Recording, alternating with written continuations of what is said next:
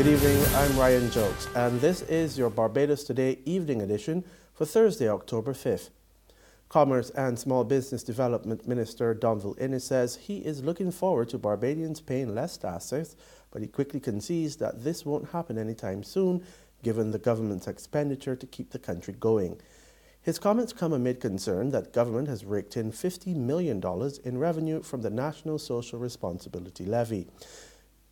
The hike was just 3 months ago, and Innes tells Barbados Today the public should not focus on how much money was raised, but how it will be spent. This is not money that has gone into any politician's pockets or whatnot. When people call for ambulance, they want the ambulance to respond in a matter of minutes. It costs money to maintain those ambulances. In this constituency, there are challenges occasionally with the collection of garbage. So we're providing additional trucks for the SSA. We have bought additional fire trucks and equipment for the Barbados Fire Service. The police force have been given all the resources they need to fight crime and to be proactive with this society. These things cost money. When people go to the QEH and they have sometimes the most complex surgeries that they have to pay $200,000 or $300,000 US for in the US of A, they get those procedures done and they leave the hospital without having a clue as to what it costs. That is where the taxpayers' dollars are going. The outspoken Minister Innes says while Barbadians are anxious for relief, government is not in a position to lower taxes. He's warned that even if there is a change of government, the situation is likely to remain the same. For example, Barbadians need to start investing in their children's education, the future. Whoever wins the next election, DLP or BLP, they are not going to restore the full payment of tuition at University West Indies. Any politician come in anybody's house and say that, they are liars. They will not do it. Our healthcare system needs to be put on the right financing model. At the end of the day, as I've been saying for the last couple of years, the fundamental issue is for the state and the rest of the country to come to an understanding as to the range of goods and services that the state can realistically provide to all.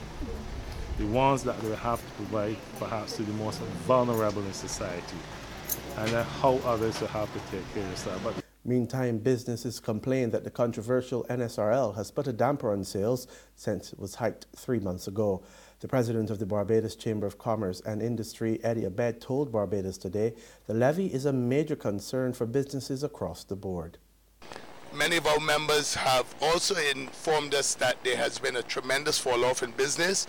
Those selling cars have said that July, August and September were the worst months for them. Their sales were down 50%.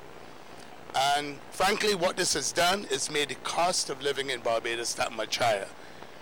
As compared to any other of the countries in the Caribbean, and not to mention North America. In addition, we were told initially that this may be a temporary tax. My feeling is that because it's bringing in this amount of money, it may be part of the landscape for a long time to come. And that really concerns me because although the minister, by adding the NSRL, ensured that public servants wouldn't be sent home, he shifted that responsibility to the private sector. We're seeing many of our members in the process of about to send home staff, closing branches if they have too many, downsizing, and this clearly is not what was intended. We can't grow the economy, we can't employ people if such a tax is so burdensome, and it has become just that. It's extremely burdensome. 2 St. John men are nursing injuries following an accident this morning involving a truck and a car at Newcastle in their home parish. Neville Mayers of Martins Bay is said to be in his 60s. He was the driver of the car, while 30-year-old Kevin Gibson of Carters was behind the wheel of the truck when the accident occurred around 11 a.m.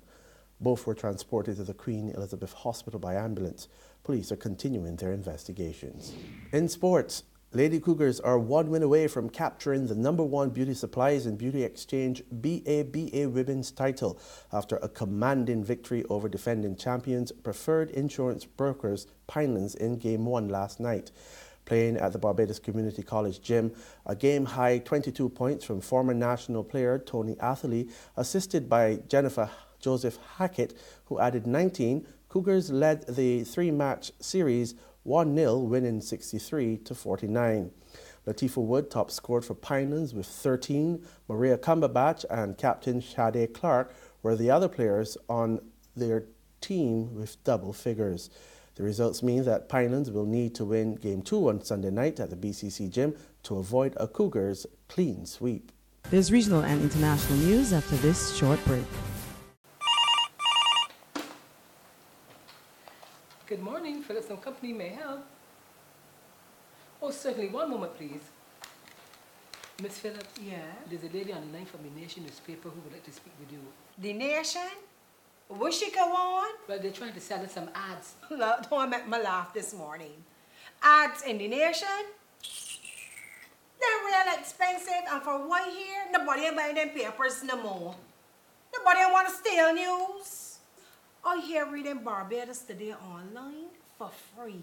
So I tell she thanks for calling, but no thanks. We just advertising Barbados Today, families. Tell she is Barbados Today all the way. Okay, I'll pass on the message. Ma'am, are you still there? Oh, she put down. The Barbados Today, news you can trust.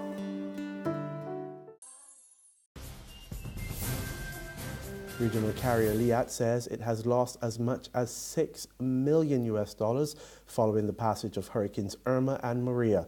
Word of this from the airline's chief executive, Julia Reefer-Jones, as she spoke to reporters attending a press briefing where the airline partnered with First Caribbean Bank to mount a relief flight to bring displaced Dominicans to Barbados. The airline's CEO said LIAT has lost business from at least 4 routes and it needs financial help, similar to the storm-ravaged countries. So every year we tend to have to do a juggle. For us, as I said earlier, the issue is it's so many territories impacted and so many hurricanes this year. So I would say the impact on our operations this year has been a lot more substantial, and it has raised with us that this issue of hurricanes and the impact on the regional air transportation system is something that all the governments need to be discussing, because that's part of life in the Caribbean. It's part of what we need to do in terms of building a robust disaster planning system, but we also have to have a mechanism that will take into account the fact that these things have a cost on the regional air transportation network. And in the U.S., the National Rifle Association has called for additional regulations on bump stops, a rapid-fire device which is used by the Las Vegas gunman Stephen Paddock. The group said devices designed to allow semi-automatic rifles to function like fully automatic rifles should be the subject of additional regulation. Republicans have long said that they would consider banning the tools despite years of resisting any gun control. Lawmakers plan to hold hearings and consider a bill to outlaw the device. The NRA today called for regulators to immediately review whether these devices comply with federal law. And that's the news. And for the very latest, don't forget you can visit our website at www.barbadostoday.bb. You can subscribe to our e-paper, email updates, and like us on Facebook. We're also on Izumi Media in bus terminals, as well as on Screenplay at supermarkets and gas stations near you. So you can also hear us on Mix FM. I'm Ryan Jones. Do have a good evening.